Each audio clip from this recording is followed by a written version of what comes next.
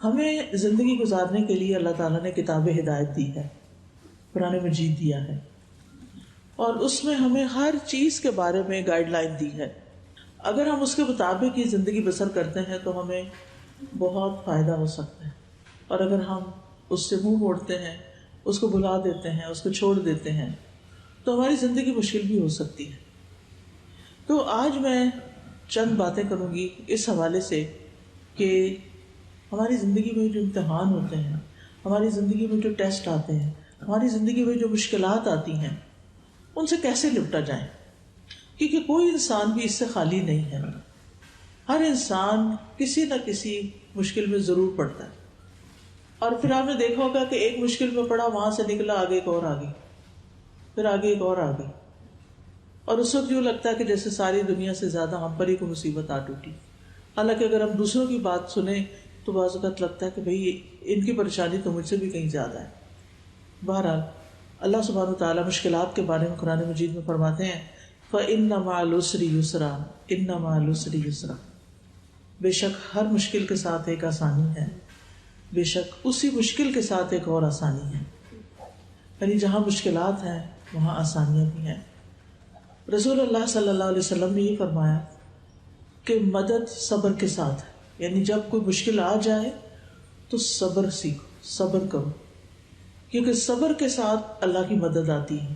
قرآن مجید میں آتا ہے ان اللہ مع الصابرین، بے شک اللہ صبر کرنے والوں کے ساتھ ہے، اللہ ان کی مدد کرتا ہے.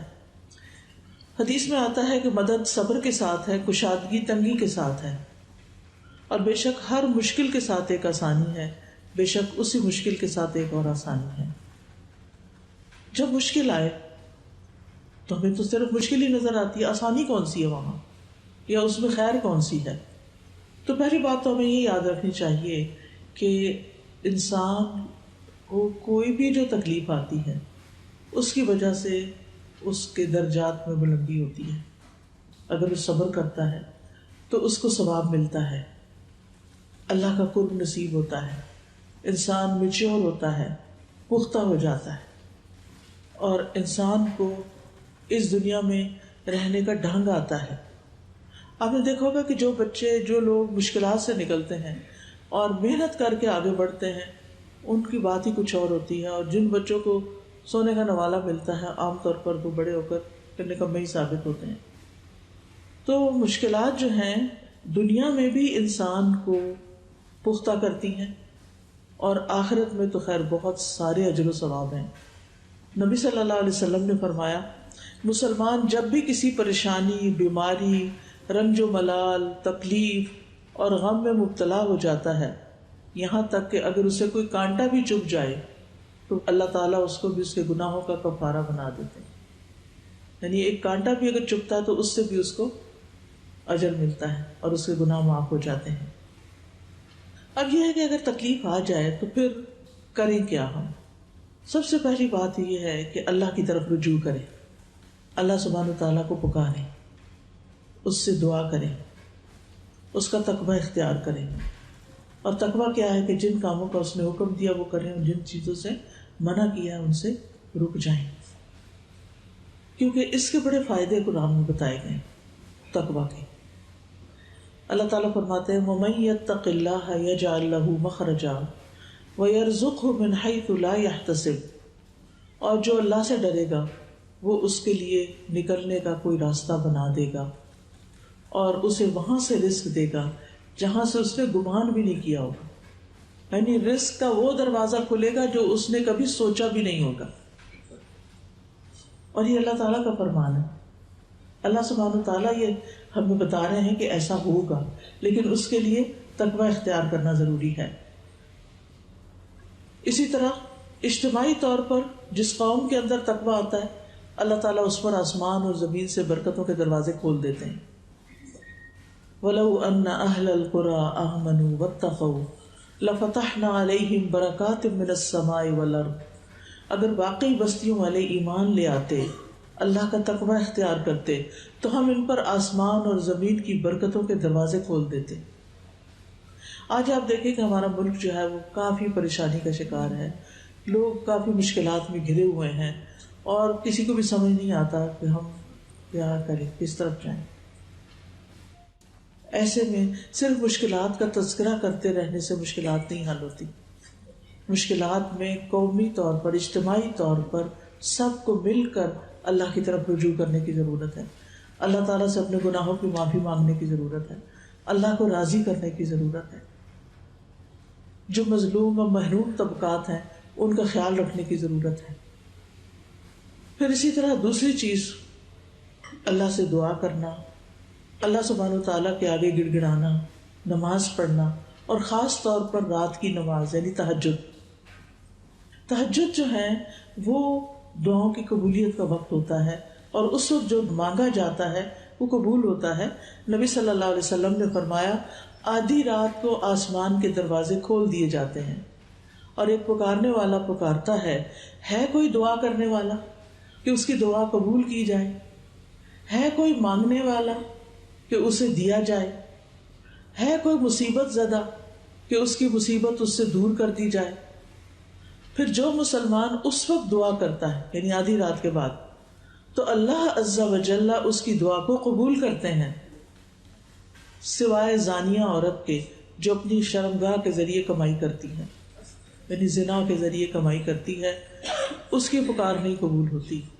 پھر اسی طرح دوسروں کی مصیبت دور کرنا، یعنی اگر انسان کے اوپر کوئی تکلیف آئی ہے تو وہ بیٹھا نہ رہے، غم نہ مناتا رہے، ڈپریشن میں نہ جائے، بلکہ اٹھ کے باہر نکلے، دیکھے اور کس حال میں ہے، ہسپتال کا وزٹ کر لے، جا کے بیماروں کو دوائی لے کے دے، ان کے کسی آپریشن کا بندوبست کرے، ان کی کسی مشکل کو آسان کرے، غریبوں کی کسی بستی میں نکل جائے. آپ دیکھیں کہ مہاتما بدھ جو تھا وہ کیوں نکل آیا تھا اپنے سارے عیش و عشرت سے، آرام سے. جب وہ دیکھتا تھا دوسروں کو تکلیف میں تو وہ آرام سے نہیں بیٹھ سکا، اس نے ساری نعمتیں چھوڑ دی اپنی، کیونکہ اس کو سکون نہیں تھا. اس میں سکون ملتا ہے جب انسان دوسروں کی خدمت کرتا ہے، دوسروں کی مدد کرتا ہے، چاہے اپنے مال سے کرے، چاہے اپنے وقت سے کرے، چاہے اپنی کسی صلاحیت سے کرے. جو آپ کو آتا ہے آپ اوروں کو سکھا دیں، جو لوگوں کے پاس نہیں ہے ان تک پہنچا دیں. ہو سکتا ہے کسی کو راشن کی ضرورت ہو، کسی کو کپڑے کی ضرورت ہو، کسی کو دوائی کی ضرورت ہو، کوئی پتہ نہیں کہاں تڑپتا محتاج بیٹھا ہو، اور ہم اپنے گھر میں بیٹھے صرف غم کر رہے ہیں، دکھ کر رہے ہیں، پریشانی کر رہے ہیں کہ ہماری مشکل آسان نہیں ہو رہی. تو اس لیے بہت ضروری ہے کہ اگر ہم چاہتے ہیں کہ ہماری مصیبت دور ہو، ہماری تکلیف دور ہو، تو پھر ہمیں مصیبت زدہ لوگوں کی تکلیفیں دور کرنی چاہیے. نبی صلی اللہ علیہ وسلم نے فرمایا جو شخص کسی مسلمان کی دنیاوی تکلیفوں میں سے کوئی تکلیف دور کرے گا تو اللہ قیامت کی تکلیفوں میں سے اس کی کوئی تکلیف دور کر دے گا. نہ صرف یہ کہ دنیا میں آسانی ہوگی بلکہ آخرت میں بھی. ایک اور حدیث میں آتا ہے، بخاری کی حدیث ہے، نبی صلی اللہ علیہ وسلم نے فرمایا ایک مسلمان دوسرے مسلمان کا بھائی ہے، اس پہ ظلم نہ کرے اور اس پہ ظلم ہونے بھی نہ دے، خود بھی نہ کرے اور کسی اور کو بھی نہ کرنے دے. جو شخص اپنے بھائی کی ضرورت پوری کرنے میں لگا ہوتا ہے اللہ اس کی ضرورت پوری کرنے میں لگ جاتا ہے. آپ دوسروں کی ضرورتیں پوری کریں، اللہ آپ کی کرے گا. اور جو شخص کسی مسلمان کے عیب کو چھپائے گا اللہ قیامت کے دن میں اس کے عیب کو چھپا دے گا. یعنی اگر کسی کی کوئی ایسی خامی پتہ چلی، کوئی خرابی پتہ چلی تو اس کو شہرت نہیں دینی چاہیے. پھر اسی طرح اگر آپ چاہتے ہیں کہ تنگی تکلیف میں آپ کی دعائیں سنی جائیں تو اس کے لیے ضروری ہے کہ آپ خوشحالی میں، آسودگی میں زیادہ سے زیادہ دعائیں کیا کریں. نبی صلی اللہ علیہ وسلم نے فرمایا جو شخص پسند کرتا ہو کہ اللہ خوشی اور غم کے وقت اس کی دعا قبول کرے تو اسے چاہیے کہ وہ خوشحالی اور آسودگی میں زیادہ دعائیں کیا کرے. کیونکہ جب ہمارے دن اچھے ہوتے ہیں، ہمیں سب کچھ ملا ہوا ہوتا ہے، ہمیں کسی چیز کی پرواہ نہیں ہوتی، تو ہم اس وقت اللہ ہی کو بھول جاتے ہیں. حالانکہ اللہ تعالیٰ کا شکر زیادہ ادا کرنا چاہیے، اللہ کی طرف زیادہ رجحان کرنا چاہیے، لیکن ہم اسی کو بھول جاتے ہیں. تو کیا فرمایا کہ کیا کرے انسان اس وقت؟ اچھے دنوں میں اللہ کو پکارے. ورنہ پتہ کیا ہوتا ہے, جو فرشتے ہوتے ہیں نا, وہ جب آسمان پہ ہماری دعائیں جاتی یعنی پریشانی کے وقت, کہتے کہ یہ آواز پہلے تو کبھی نہیں سنائی تھی, یہ کو پہلی دفعہ ہی آئی ہے. یعنی جو بندہ کبھی نہیں پکارتا, صرف تکلیف میں پکارتا. اس کا یہ مطلب نہیں کہ ہم تکلیف میں نہ پکاریں, تکلیف میں بھی پکاریں, اللہ سنتا ہے, سب کی سنتا ہے, گناہ گار کی بھی سنتا ہے, نیکوکار کی بھی سنتا ہے, جو دوسروں کی مدد کرتا ہے اس کی بھی سنتا ہے, جو نہیں کرتا اس کی بھی سنتا ہے, کیونکہ وہ سب کا اللہ ہے, وہ سب کا رب ہے. تو بہرحال ہمیں دوسروں کی تکلیف میں ان کے کام آنا ہے اور اپنے اچھے حال میں اللہ کی طرف رجوع کرنا ہے. دعاؤں کی قبولیت کا جہاں تک تعلق ہے تو اس میں یہ یاد رکھیے کہ انسان جب اللہ تعالیٰ کی تعریف بیان کرتا ہے, درود شریف پڑھتا ہے, تو اس کے بعد دعا قبول ہوتی ہے. سورۃ فاتحہ جو ہے یہ بھی ان صورتوں میں سے ہے جن کو پڑھنے کے بعد دعا کی جائے تو دعا قبول ہوتی ہے. اور وہ کیا ہے؟ الحمد للہ رب العالمین الرحمن الرحیم مالک یوم الدین ایاک نعبد و ایاک نستعین اہدنا الصراط المستقیم صراط الذین انعمت علیہم غیر المغضوب علیہم ولا الضالین. ابو ہریرہ سے روایت ہے, رسول اللہ صلی اللہ علیہ وسلم نے ابی ابن کعب ایک صحابی ہیں, ان سے فرمایا کیا تمہیں پسند ہے کہ میں تمہیں ایسی سورت سکھاؤں جیسی نہ تورات میں نازل ہوئی ہے, نہ انجیل میں, نہ زبور میں اور نہ فرقان میں؟ انہوں نے کہا اللہ کے رسول ضرور سکھائیے. رسول اللہ صلی اللہ علیہ وسلم نے فرمایا نماز میں تم کیا پڑھتے ہو؟ انہوں نے کہا ام القرآن یعنی سورۃ الفاتحہ پڑھتا ہوں. آپ نے فرمایا قسم ہے اس ذات کی جس کے قبضے میں میری جان ہے, تورات, انجیل, زبور, حتیٰ کہ قرآن میں بھی اس جیسی کوئی صورت نازل نہیں ہوئی. یہی سبب آسانی 7 آیتیں ہیں, یہی وہ قرآن عظیم ہے جو مجھے عطا کیا گیا ہے. ایک اور روایت میں آتا ہے کہ ایک دفعہ نبی صلی اللہ علیہ وسلم صحابہ کے ساتھ بیٹھے ہوئے تھے کہ آسمان کا ایک دروازہ کھلا اور ایک فرشتہ اترا. جبریل علیہ السلام نے آپ کو بتایا کہ آج آسمان کا وہ دروازہ کھلا ہے جو اس سے پہلے نہیں کھلا تھا, اور آج وہ چیز نازل ہوئی ہے جو اس سے پہلے نازل نہیں ہوئی, یعنی سورۃ فاتحہ اور ساتھ سورۃ البقرہ کی آخری آیتیں. جو شخص ان کو پڑھ کے کوئی دعا کرے گا اس کی دعا قبول ہوگی. لہذا اپنی دعاؤں میں یہ دونوں چیزیں شامل کر لینی چاہیے. یہ رقیہ بھی ہے. رقیہ کا مطلب ہے دم, یعنی آپ نے کسی کو دم کرنا ہے, حتیٰ کہ آپ اپنے اوپر بھی سورۃ فاتحہ پڑھ کے ہاتھ میں پھونک کے سارے جسم کے اوپر آپ پھیر لیں, اپنے آپ کو جھاڑ دیں. پھر کل ہو اللہ پڑھ کے, کل اعوذ برب الفلق پڑھ کے, کل اعوذ برب الناس. مثلا رات کو آپ کو نیند نہیں آ رہی یا ویسے ڈپریشن ہوا ہے, کوئی دل خراب ہو رہا ہے, کچھ بھی.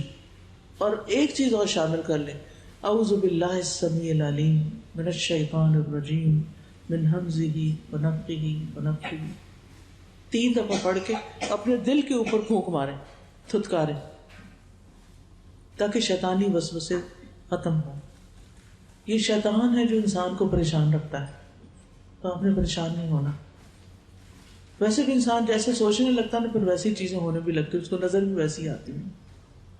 دوسری دعا جو بہت فائدہ دیتی ہے غم میں, رنج میں, تکلیف میں, دکھ میں, پریشانی میں, مشکلات میں. کچھ لوگوں کو ہوتا ہے نا کہ جو کام کرنے لگتے ہیں اس میں اٹکا ہوا جاتا ہے, کام ہی نہیں ہوتا, ہر چیز میں پریشانی آ جاتی ہے. تو اس کے لیے بہت ہی خوبصورت دعا ہے, مختصر, اللہ اللہ ربی اللہ اللہ ربی لا اشرک بہ شیئا لا اشرک بہ شیئا. انسان زیادہ سے زیادہ اس دعا کو پڑھنا شروع کر دے. کبھی ایسا ہوتا ہے نا, وجہ ہی نہیں پتا ہوتی, پتہ نہیں کس بات پہ دل گھبراتا ہے, دھڑکنے لگتا ہے زور زور سے, لگتا ہے جیسے کچھ ہو گیا, حالانکہ کچھ نہیں ہوتا, شیطان انسان کو پریشان کر رہا ہوتا ہے. تو اللہ اللہ ربی لا اشرک بہ شیئا. حضرت عائشہ سے مروی ہے کہ نبی صلی اللہ علیہ وسلم اپنے گھر والوں کو جمع کرتے اور ان کو کہتے کہ جب تم میں سے کسی کو کوئی غم یا پریشانی پہنچے تو اسے چاہیے کہ وہ کہے اللہ اللہ ربی لا اشرک بہ شیئا. اسی طرح ایک اور روایت میں آتا ہے جس کو کوئی پریشانی ہو، غم ہو، کوئی بیماری ہو، سختی ہو، تکلیف ہو، وہ کیا کہے؟ اللہ ربی لا شریک لہ، اللہ ربی لا شریک لہ. پچھلی دعا اگر مشکل ہے تو یہ تو کچھ مشکل نہیں، اللہ ربی لا شریک لہ، بس یہ پڑھتا جائے تو اس انسان سے وہ تکلیف دور کر دی جاتی ہے جس میں وہ مبتلا ہوتا ہے. کبھی ایسا ہوتا ہے نا کہ آپ کے اندر بڑی گھبراہٹ پیدا ہو جاتی ہے، بچے کا کوئی خیال آ جاتا ہے، ایسے شیطان وسوسے ڈالتا ہے کہ وہ گھر سے باہر گیا ہوا ہے، پتہ نہیں اکیلا رہتا ہے، پتہ نہیں کیا ہو جائے گا اس کو. طرح طرح کی شیطان پریشانیاں آپ کے دل میں ڈالتا رہتا ہے. آپ اس سے فارغ ہوتے ہیں تو کوئی اور وہ دشمن ہے نا، چھوڑتا نہیں. اور اس کو پتا کہ جب بندہ پریشان ہوتا ہے تو پھر اس سے ہر غلط کام کروایا جا سکتا ہے. پھر آپ دیکھیں کہ آیت کریمہ حضرت یونس علیہ السلام کی دعا ہے. جب انہوں نے یہ دعا پڑھی تو اللہ تعالیٰ فرماتے ہیں فاستجبنا له ونجیناہ من الغم وکذالک ننجی المؤمنین. ہم نے اس کی دعا قبول کر لی، اسے غم سے نجات دے دی، اور اسی طرح ہم ایمان والوں کو نجات دیا کرتے ہیں. ایمان والوں کو ایسے ہی نجات دیتے ہیں غموں سے، تکلیفوں سے. تو اب آپ دیکھیے کہ لا الہ الا انت سبحانک، کوئی ضروری نہیں کہ 1,40,000 پڑھے. کچھ لوگ گھبرا کے پھر پڑھتے ہی نہیں. قرآن میں، حدیث میں کہیں بھی نہیں آیا کہ آپ 1,00,000 پڑھیں یا 1,25,000 پڑھیں. جتنا آپ پڑھ سکتے ہیں پڑھیں، لیکن دل سے پڑھیں. لا الہ الا انت سبحانک انی کنت من الظالمین. پھر اسی طرح یہ کلمات دکھ دور کرنے والے بھی ہیں. دکھ ہو رہا ہے نا، ڈسٹرب ہے، آپ دل پریشان ہے. رسول اللہ صلی اللہ علیہ وسلم نے فرمایا کیا میں تمہیں ایسی چیز نہ بتا دوں کہ جب تم میں سے کسی آدمی کو رنج و الم کی اور دنیا کی آزمائشوں میں سے کوئی آزمائش آئے، وہ اس دعا کو پڑھے تو اس کی تکلیف دور ہو جائے. آپ سے کہا گیا کیوں نہیں؟ آپ نے فرمایا وہ مچھلی والے کی دعا ہے، لا الہ الا انت سبحانک انی کنت من الظالمین. پھر اسی طرح حسبنا اللہ و نعم الوکیل نعم المولا و نعم النصیر. حسبنا اللہ و نعم الوکیل نعم المولا و نعم النصیر.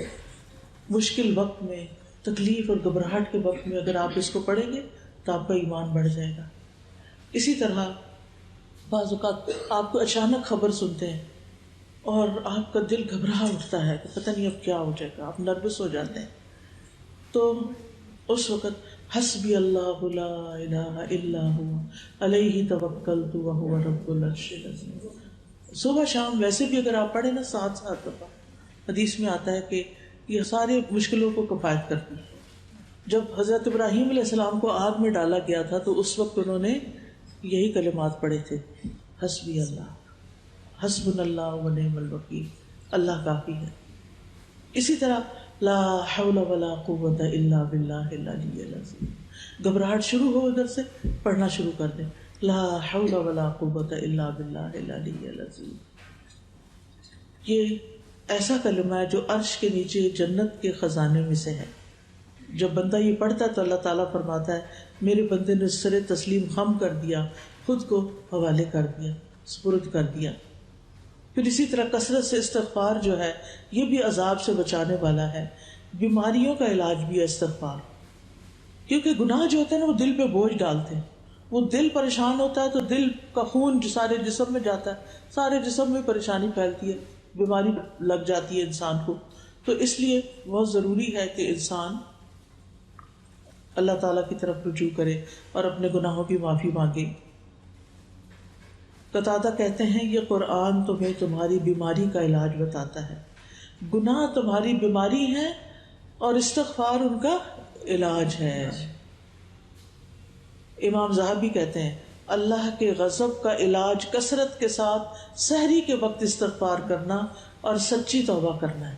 یعنی اگر آپ کے دل میں یہ ڈر لگتا ہے نا آپ کو کہ پتہ نہیں میرا رب مجھ سے ناراض ہی نہ ہو، میں نے کوئی بہت اچھے کام نہیں کیے. ہر انسان کو ہوتا ہے نا کہ اللہ تعالیٰ تو اتنا بڑا ہے اور میری کوششیں کیا ہیں جو اس کے لیے میں کر رہی ہوں، کچھ بھی نہیں.